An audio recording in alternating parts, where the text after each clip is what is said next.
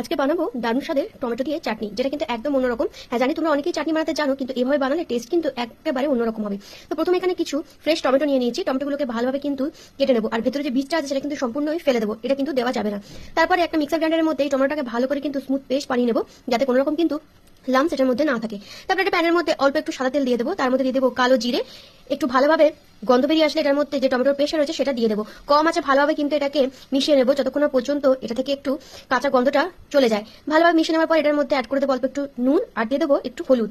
তারপরে ভালোভাবে মিশিয়ে নেওয়ার পর আমি কিন্তু অন্যদিকে আমসত্ত্ব আর খেজুর, কাজু আর কিশমিশ সমস্তগুলোকে কিন্তু ভালোভাবে কিন্তু ধুয়ে কেটে নিয়েছি। তারপরে এটাকে অনেকক্ষণ পর্যন্ত একটু মিশিয়ে নেওয়ার পর তারপর এটার মধ্যে 1 চামচ মতো চিনি অ্যাড করেছি। বেশি চিনি অ্যাড করবো না, যেহেতু আমসত্ত্ব খেজুর এগুলো পড়বে, তো এমনিতে কিন্তু এটা মিষ্টি হয়ে যাবে।